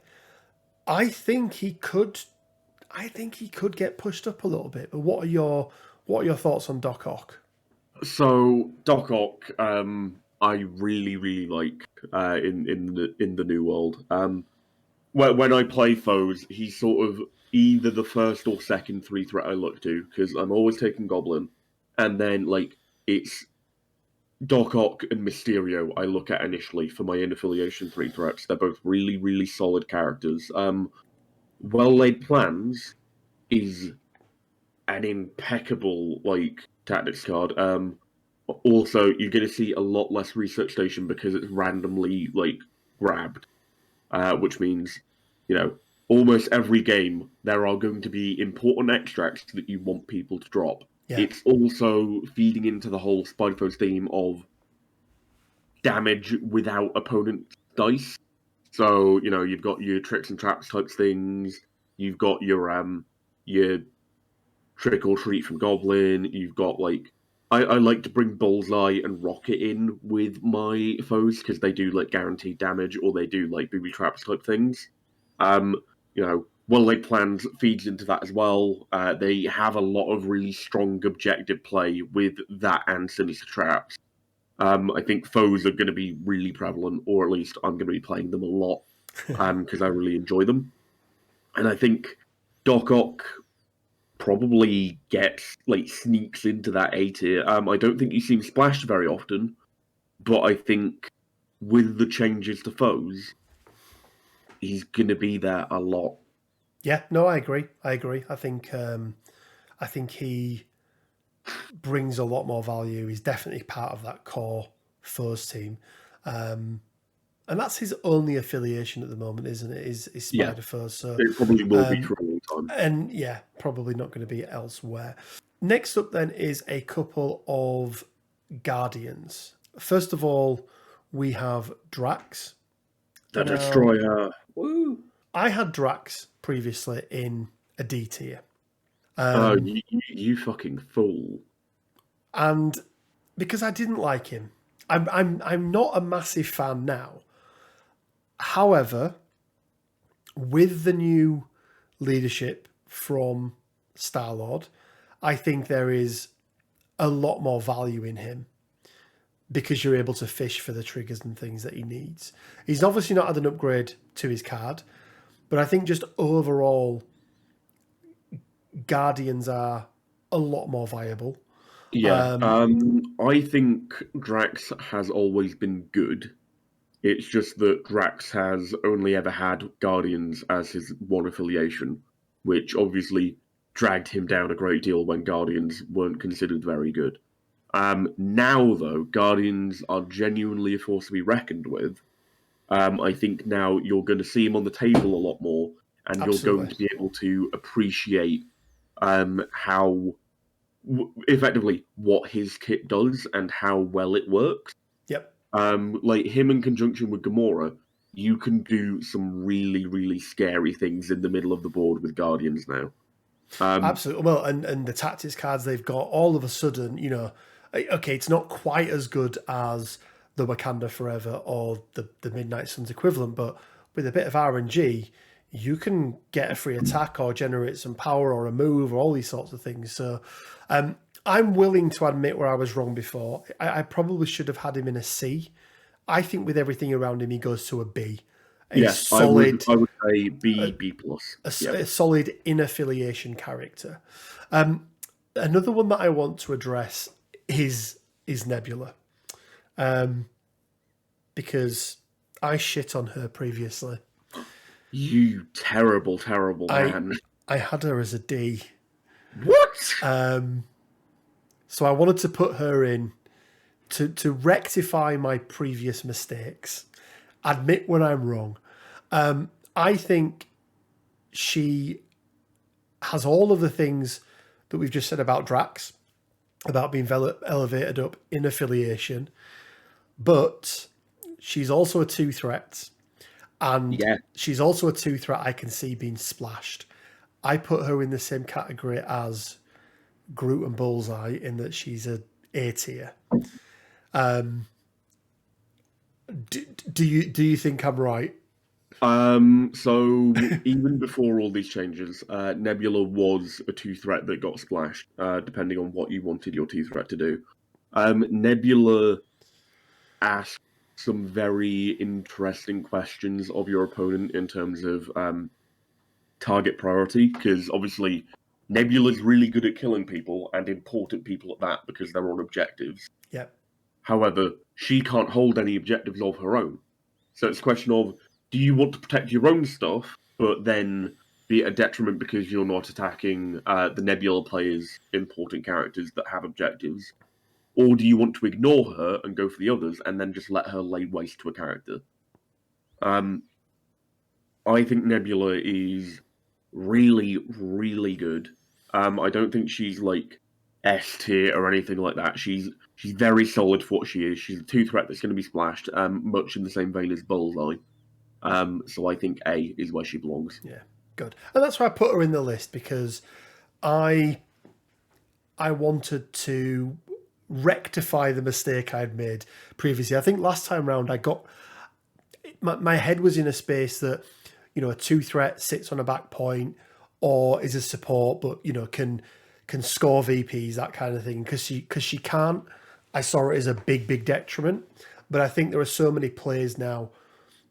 Guardians is much better. She's a great person to bring in if you're playing Mr. Sinister. You know, she's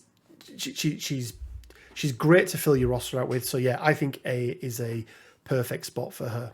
Quinn, I want to get on to, actually before we get on to the characters that I think have suffered a little bit with some changes, I want to get on to the last one, which is She-Hulk. Yeah. Now, She-Hulk previously I had down as a B tier. And we both said in that video that her biggest problem is all you've got. Yeah. All you've got doesn't exist anymore. I don't think she's S. She's not as good as Big Cousin, but she is a solid A tier. I think in my view. A plus tier, honestly. She's stretching the boundary a little. She's very good. Her affiliation is very good. You know, special delivery, absolutely amazing card to get her across the board into the fight turn 1. Yeah, especially with characters who can move long, right? Yeah, like Crystal and Angela. Crystal, Angela, both really good. Also, you've had a buff to Captain Marvel. Captain Marvel can fly. She can do it as well. Yeah. You've also got Stalwart Determination, which is an absolutely incredible card.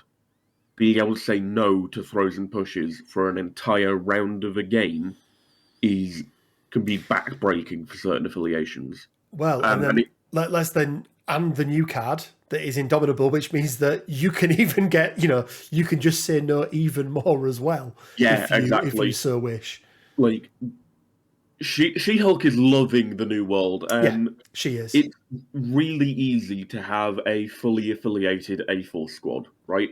Like, having every model on the table on your side be an A-Force member, which then means that Stalwart Determination is worth even more, because it just means that certain models from your opponent just don't have targets for the round. Like, Shuri just sort of sits in the corner and cries. Yeah, absolutely. Like, it's really crazy good because it means that, no one's messing with your bodyguard setups, no one's messing with any of, like, your positioning stuff unless they have bows, like, mind gem, that kind of thing, or, like, places, which are few and far between and will be fewer and far between in the new world because Enchantress is going to be in a lot less places.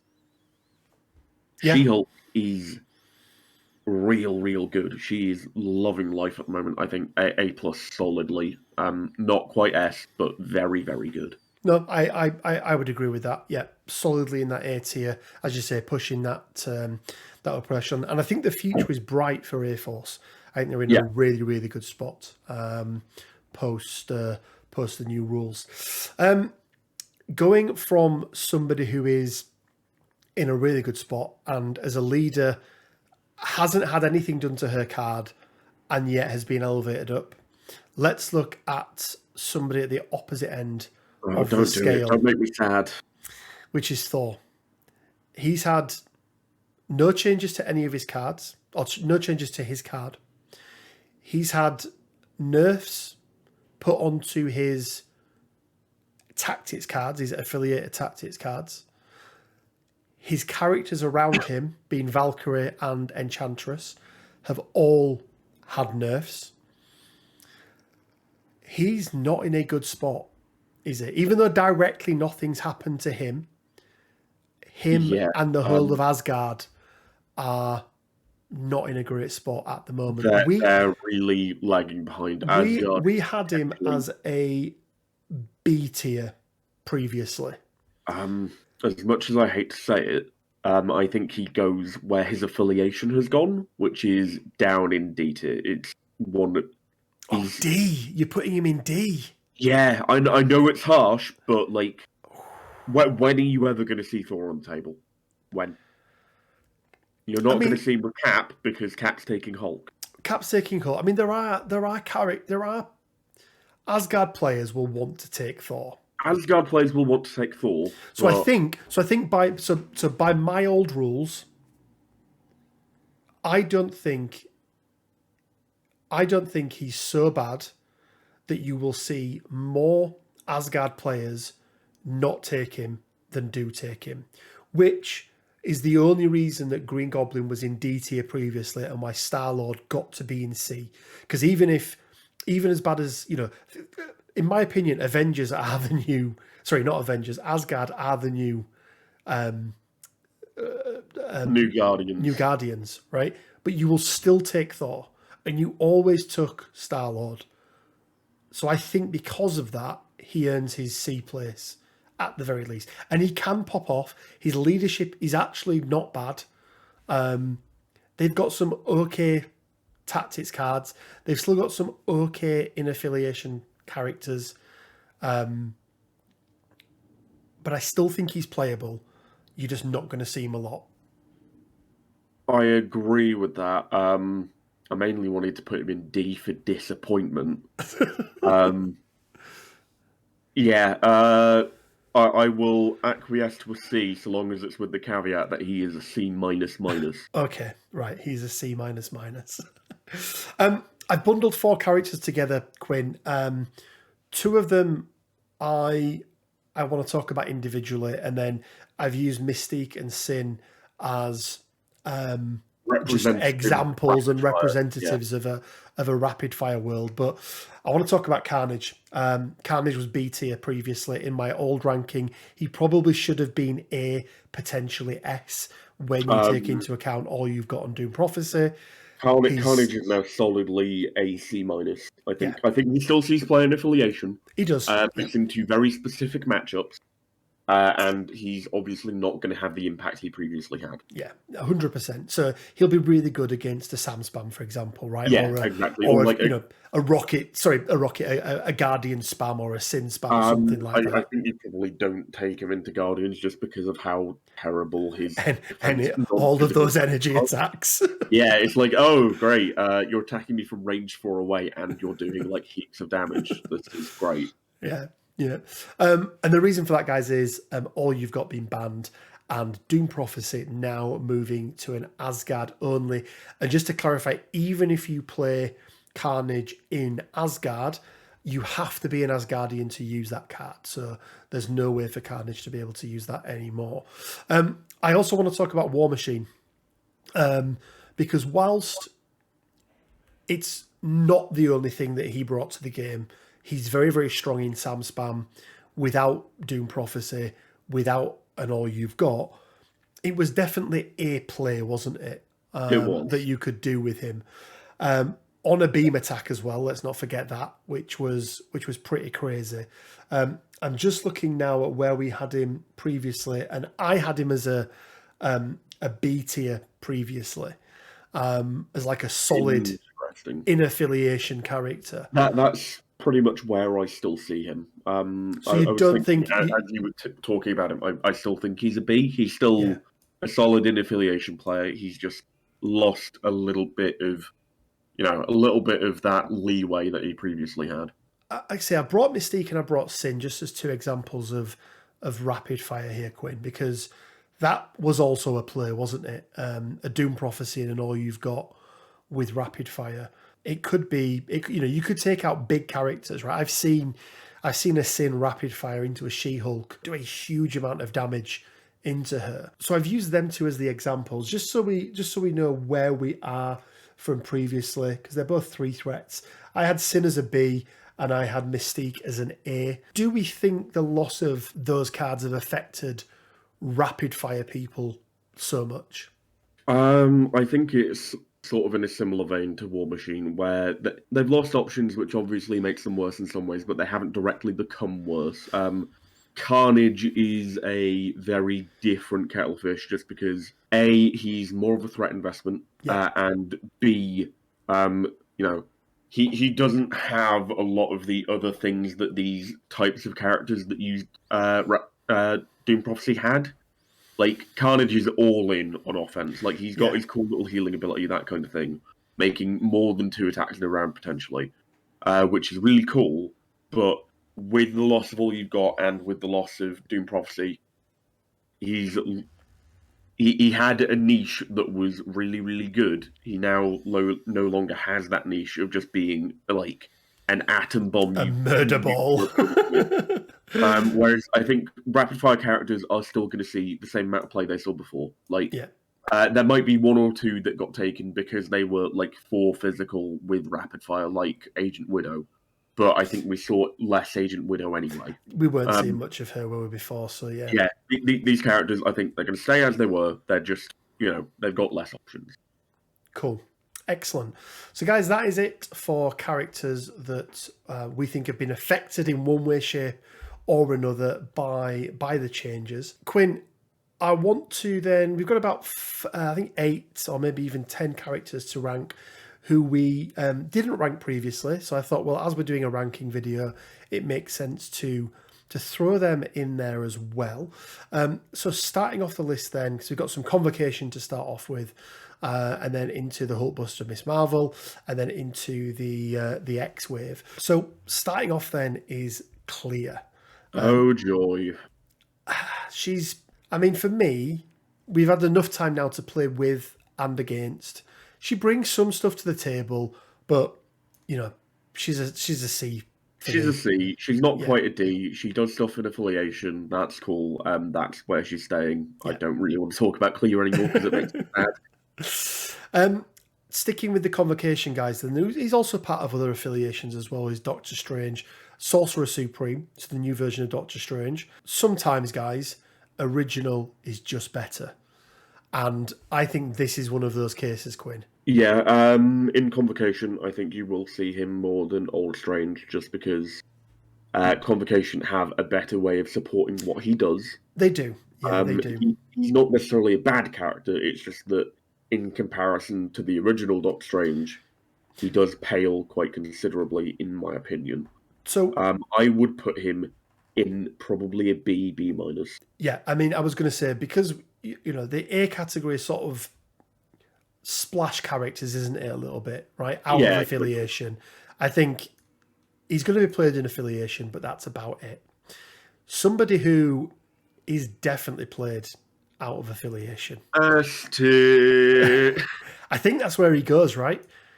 Oh, definitely. In Voodoo's the new Enchantress and Medusa. He's the new kid on the block. In a He's done world everything. where everybody else has had all of their cool toys taken off them, he rocks up and still has all of the cool toys. And, let's not forget, he's a tanky boy as well, right?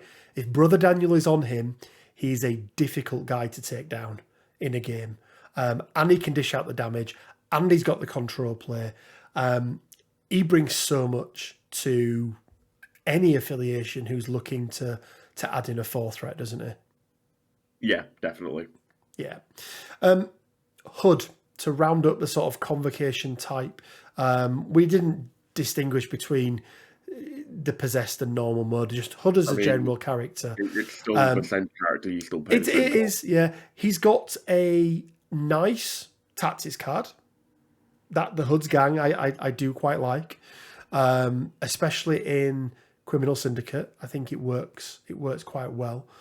I don't think we're going to see him splashed about a lot, but I think he's definitely solid in the affiliations that he's part of. But the thing I really don't like is not being in control of when he changes.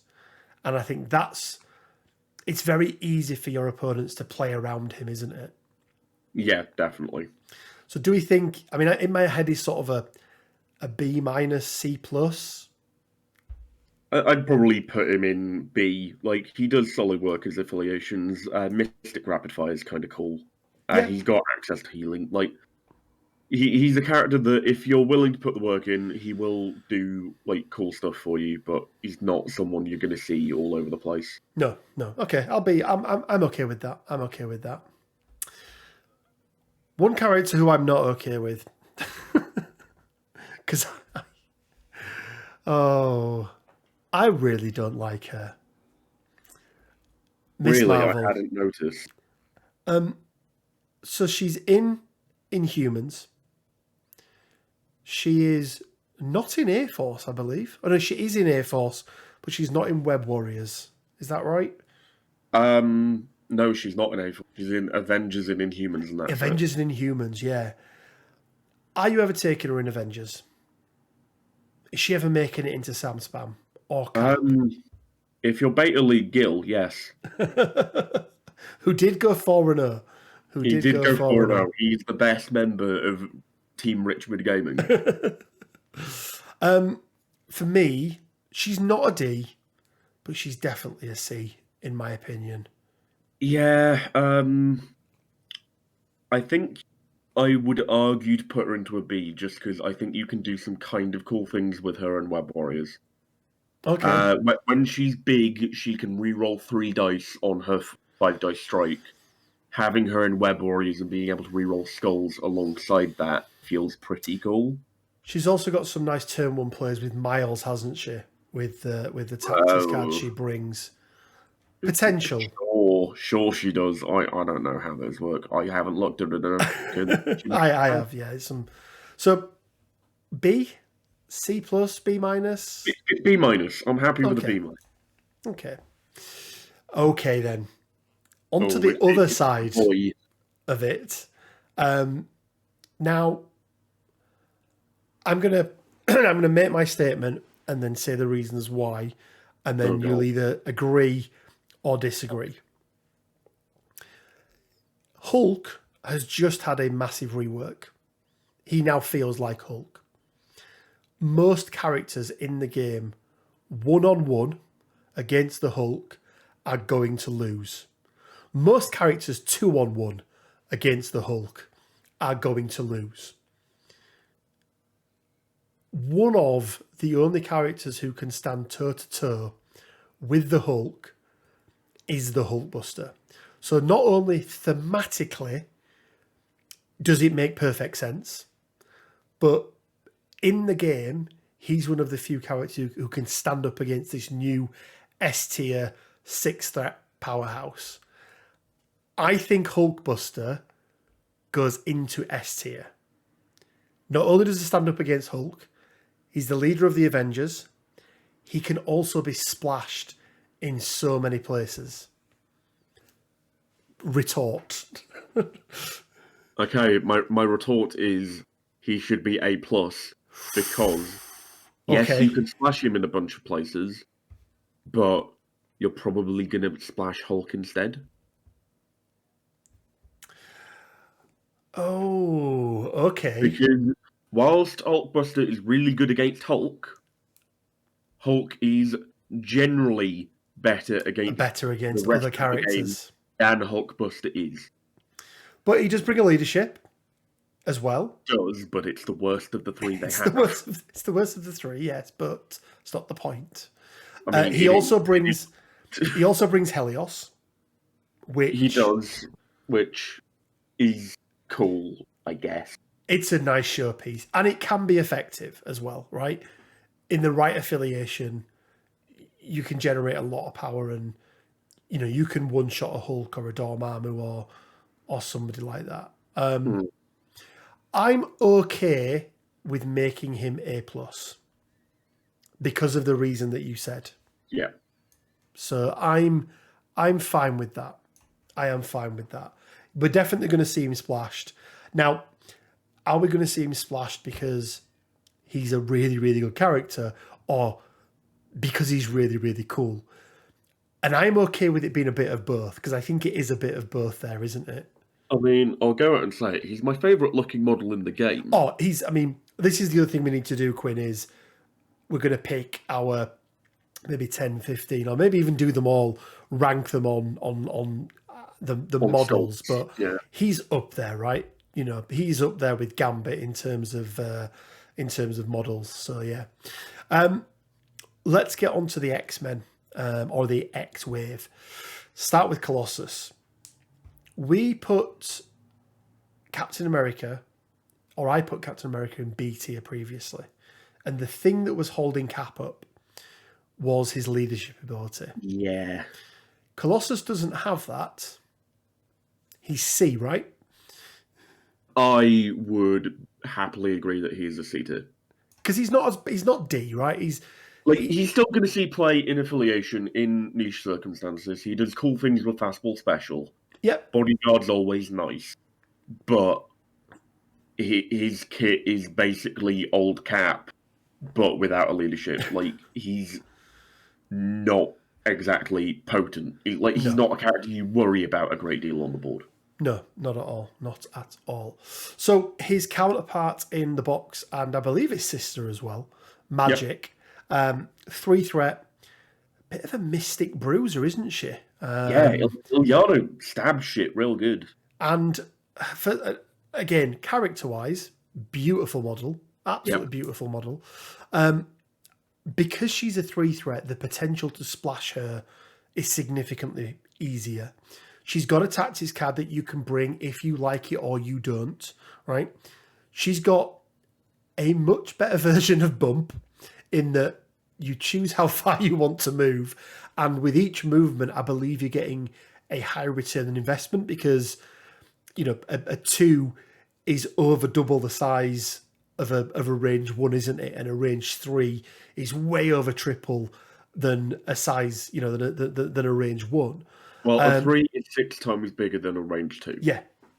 No, a 3 is not 6 times times range big. 1, I was going to say not a range, a range 2. That'd be crazy. I don't think she does enough to earn S tier, but I think she's a solid A+. Oh, interesting. I was gonna go with B. Oh really? She's cool and everything, but in terms of 3 threats that are going to be splashed in places, I don't think she comes into the top 5, maybe even the top 10. Oh wow! See, I think with the Mystic side of it, she would. I think Mystic is far less valuable than it previously was. It is, but it's still only usually reserved for the bigger threats. And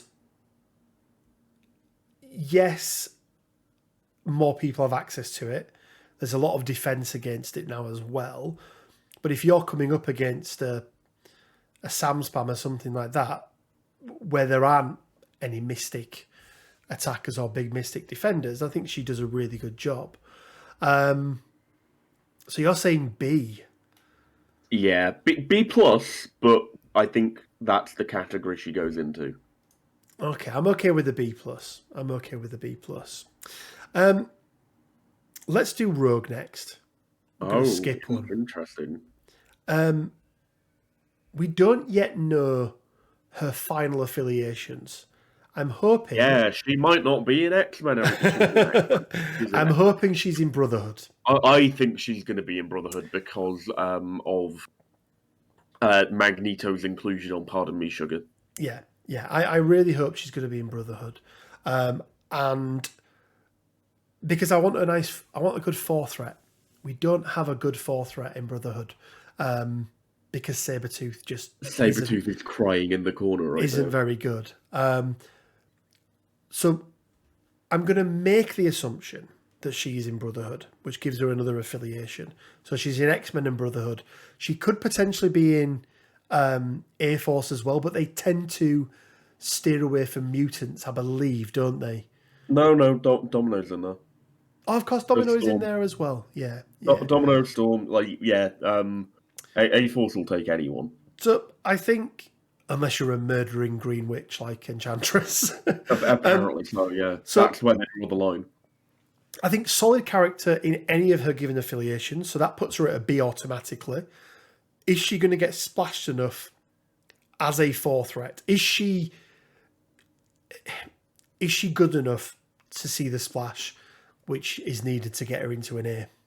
I have been very impressed with what I've seen of Rogue. I think she goes into A tier. Yeah, I am 100% okay with that. 100% okay. Partner in crime, love of her life, Gambit. Not only is he in contention for the best model in the game, he's a really, really good three threat. Yeah. Explosion on his kinetic burst, I think it's called. He's kind of in my head like a three threat version of New Bullseye. Yeah, I don't mind that. Like, he does really, really good, reliable chip damage. He just does it in a wider area of effect than Bullseye and has some control options as well. Yeah. Now he brings two tactics cards. One I can't see ever playing because it's too much to invest in him. The other one, however, has some value when he's not an X-Men, which already kind of pushes him into that splash place, doesn't it? It does, yeah. Beam 3 or Beam 4 spender, I think it is. I think it's a Beam 4 spender that you can ramp up with a Friday AI type attack. Feels really nice. I think we're going to see a lot of splash with him. I think he's up in the upper echelon of three threats. Have we seen enough or done enough with him yet to justify an A or even an S place? I definitely don't think we've seen enough to justify S. S is a very, very contentious category that people shouldn't be put in willy-nilly. I will, however, acquiesce him being in an A tier because he's really, really solid. Like, he does really, really good work. There's also the fact that he's a favourite of a lot of people. A lot of people like Gambit. He's a fan favourite, isn't he? Especially people that grew up on the 90s cartoons and that sort of thing. So, which, just to remind our audience and make them feel really old, is that cartoon came out before I was born. Also, he has a fucking kick-ass model. He does have a good model, which is very important, right? It's very, very important. Characters I think with, definitely sits in A. Characters with better models get higher rankings. Yes. So yeah. Lastly, then, on to my, I'm going to say most anticipated release of 2021. Now, we might not get these in 2021, but we've got everything but the model, and that is Juggernaut. And I've managed to play 2 games with him now and have been very impressed with him. I've not played him the best, as with all new characters, especially a character who is as complex as Juggernaut, because he is, he's not an entry level to learn character, is he, Quinn? Because of the way in which things happen and power is generated and timing of things. He's a 5-threat powerhouse. Is he going to be splashed? Is the first question, Quinn? Because I think there's no doubt in my mind, in whatever affiliations he's going to be in, right? So, which is 100% Brotherhood. Could he be in Cabal as well? There's a potential. Could he be in Spider-Foes? Could he be in Spider-Foes as well? But I think wherever he ends up, he's going to be a viable 5-threat option just because of what he brings to the table. Yeah. So that's answered that question, right? That puts him firmly in B. Is he going to get splashed enough? Or is he just good enough? Because there are some characters who are not getting splashed, but are just so good at what they do that they end up in either A or S. Do you think he's good enough to go any higher than a B? I think we ignore splashability and just purely on the basis of how good he is as a character on his own. He goes in A for me. Yeah, that is exactly what I was thinking. Is A tier. I think there are some potential turn one shenanigans with him that I'm sure somebody will exploit. He's got so much in his kit that I'm sure there's going to be something that somebody far cleverer at this game than me or you, Quinn, will work out. No. Far cleverer than you. I've already figured out turn one stuff.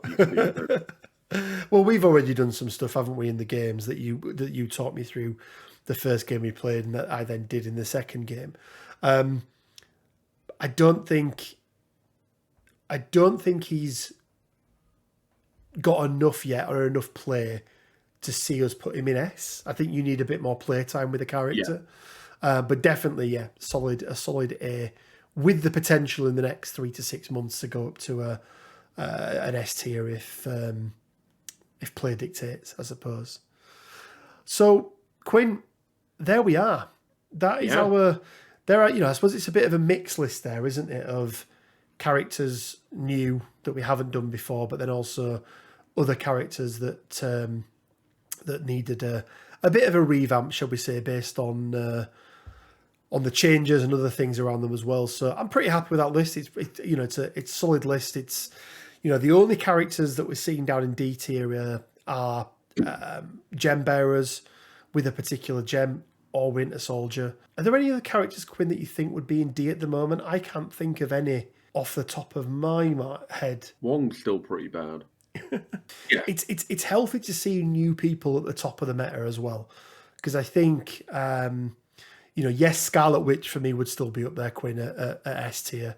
There's no doubt in my mind there, but I think she's probably the only other S tier in the game now. I'm trying to think. I think she probably is. Yeah, I can't think of anyone that in particular sticking out in my mind. Guys, there we go. That is our updated tier list. At some point in the future, we may go over each of the threats again like we did before. I think the next tier list you see from us, Quinn, is probably going to be more around the actual miniatures themselves, isn't it? And we'll maybe have a look at some of our favourite miniatures. But let us know down in the comment section. In particular, I'm really interested in, can you think of any other characters that have had an indirect effect? One that we didn't mention actually, but I don't think it pushes him up any further, is Dormammu, Quinn.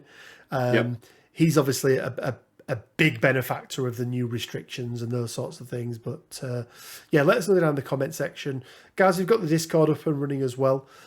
So take a look at the Discord. There's some really good things that go on in there. It's where we put all our painting competitions. There's some really good roster talk.